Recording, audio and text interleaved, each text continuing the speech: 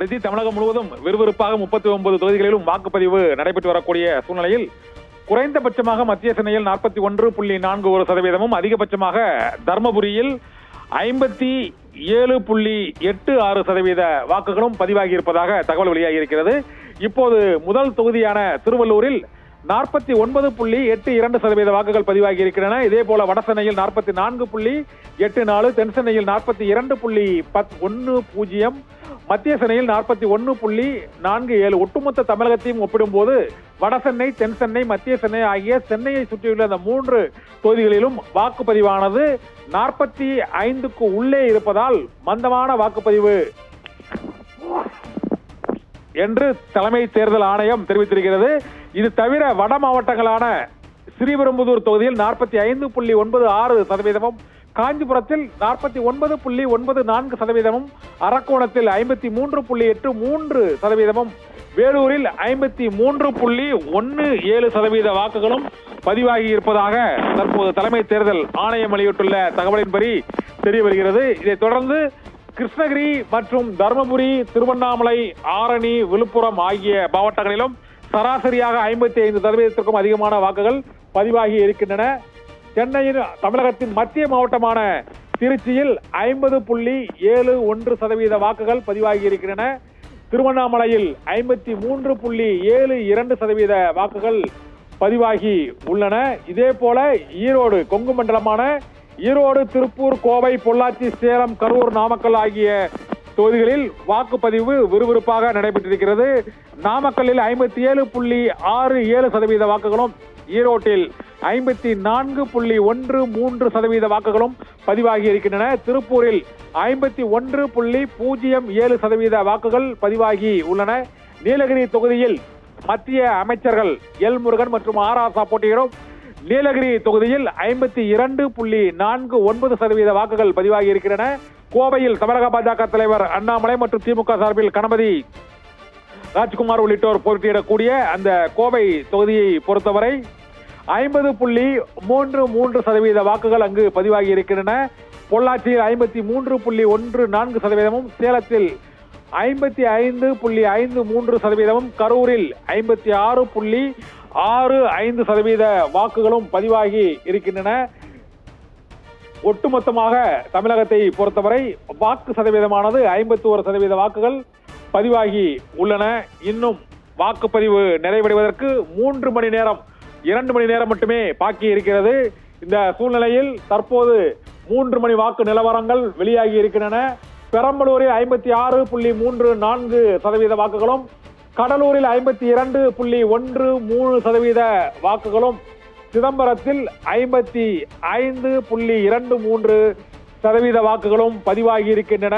சிதம்பரத்தில் விடுதலை சிறுத்தைகள் கட்சியின் தலைவர் திருமாவளவன் மற்றும் பாரதிய ஜனதா கட்சியின் சார்பாக கார்த்தியாயினி, அதிமுகவின் சார்பாக சந்திரகாசன் ஆகியோர் போட்டியிடுகிறார்கள். நாம் தமிழர் கட்சியின் சார்பாக தமிழ்ச்செல்வி அங்கு களமிறங்கி இருக்கிறார்.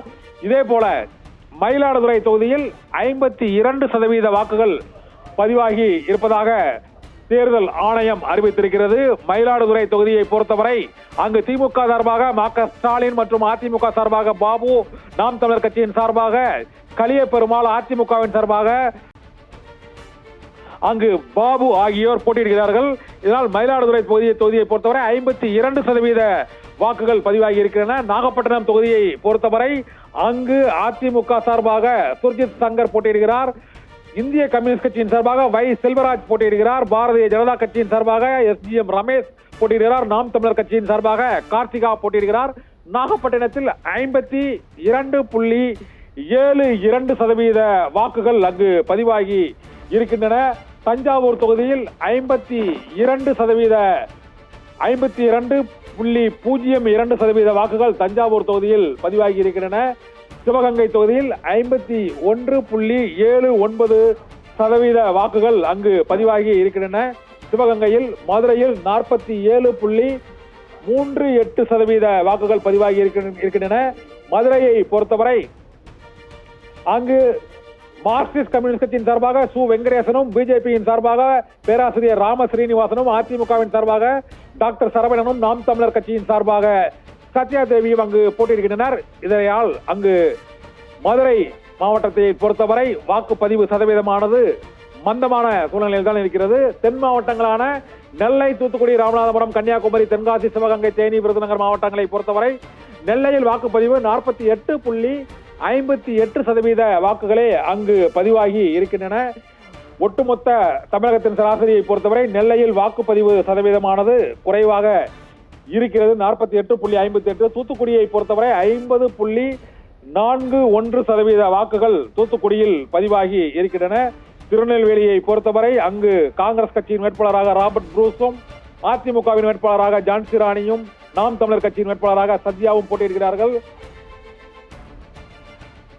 48.58% வாக்குகள் நெல்லை தொகுதியில் பதிவாகி இருக்கின்றன. தூத்துக்குடி தொகுதியை பொறுத்தவரை 50.41% வாக்குகள் தூத்துக்குடி தொகுதியில் பதிவாகி இருக்கின்றன. ராமநாதபுரம் தொகுதியில் 51.16% வாக்குகள் ராமநாதபுரம் தொகுதியில் பதிவாகி இருக்கின்றன. கன்னியாகுமரி தொகுதியை பொறுத்தவரை 51.12% வாக்குகள் கன்னியாகுமரி தொகுதியில் பதிவாகி இருக்கின்றன. தென்காசியில் 51.45% வாக்குகள் பதிவாகி இருக்கின்றன. தென்காசி தொகுதியை பொறுத்தவரை அங்கு திமுக சார்பாக ராணி ஸ்ரீகுமார் போட்டியிடுகிறார், நாம் தமிழர் கட்சியின் சார்பாக இசை மதிவாணன் போட்டியிடுகிறார் மற்றும் புதிய தமிழகம் கட்சியின் சார்பாக இரட்டை இலை சின்னத்தில் டாக்டர் கிருஷ்ணசாமி அங்கு போட்டியிடுகிறார். இதே போல தமிழக மக்கள் முன்னேற்ற கழகத்தின் சார்பாக பாஜக கூட்டணியில் தாமரை சின்னத்தில் ஜான் பாண்டியன் போட்டியிடக்கூடிய தென்காசி தொகுதியின் வாக்கு சதவீதம் 51.45%. சிவகங்கையில் 51.79% வாக்குகள் பதிவாகி இருக்கின்றன. சிவகங்கை தொகுதியை பொறுத்தவரை அங்கு அதிமுகவின் சார்பாக சேவியர் தாஸ், பாரதிய ஜனதா கட்சியின் சார்பாக தேவநாதன் யாதவ் மற்றும் அதிமுகவின் சார்பாக அங்கு காங்கிரஸ் கட்சியின் சார்பாக கார்த்திக் சிதம்பரம் போட்டியிடக்கூடிய சிவகங்கை தொகுதியில் 51.79% வாக்குகள் அங்கு பதிவாகி இருக்கின்றன. தேனி தொகுதியை பொறுத்தவரை அங்கு 52.52% வாக்குகள் பதிவாகி இருக்கின்றன. திமுகவின் சார்பாக தங்க தமிழ்ச்செல்வன் தேனி தொகுதியில் போட்டியிடுகிறார். நாம் தமிழர் கட்சியின் சார்பாக மதன் ஜெயபால் போட்டியிடுகிறார். அதிமுகவின் சார்பாக நாராயணசாமியும், அமமுகவின் கட்சியின் சார்பாக பாரதிய ஜனதா கட்சியின் கூட்டணியில் அந்த கட்சியின் பொதுச் செயலாளர் டிடிவி தினகரனும் போட்டியிடுகிறார்கள். தேனி தொகுதியில் 52.52% வாக்குகள் பதிவாகி இருக்கின்றன. விருதுநகரில் 53.45% வாக்குகள் பதிவாகி இருக்கின்றன. விருதுநகரை பொறுத்தவரை அங்கு தேமுதிக கட்சியின் சார்பாக விஜய பிரபாகரன் அங்கு போட்டியிடுகிறார். இதே போல பாரதிய ஜனதா கட்சியின் சார்பாக ராதிகா சரத்குமாரும், காங்கிரஸ் கட்சியின் சார்பாக மாணிக்கம் தாகூரும், நாம் தமிழர் கட்சியின் சார்பாக அருண்மொழி தேவனும் அங்கு போட்டியிடுகிறார்கள். விருதுநகர் தொகுதியில் 53.45% வாக்குகள் பதிவாகி இருக்கின்றன. ஒட்டுமொத்தமாக தமிழகத்தை பொறுத்தவரை வாக்கு சதவீதமானது 51% வாக்குகள் பிற்பகல் 3 மணி நிலவரப்படி பதிவாகி இருக்கின்றன. வாக்குப்பதிவு நிறைவடைவதற்கு இன்னும் 2 மணி நேரமே பாக்கியுள்ள சூழ்நிலையில் வாக்கு சதவீதம் 65% 70% வரை உயர்வதற்கான வாய்ப்பு இருக்கிறது. கடந்த முறை நடைபெற்ற தேர்தலில் வாக்கு சதவீதத்தை விட இந்த முறை வாக்கு சதவீதம் உயரக்கூடும் என்ற எதிர்பார்ப்பு அதிகரித்திருக்கிறது. ரித்தி.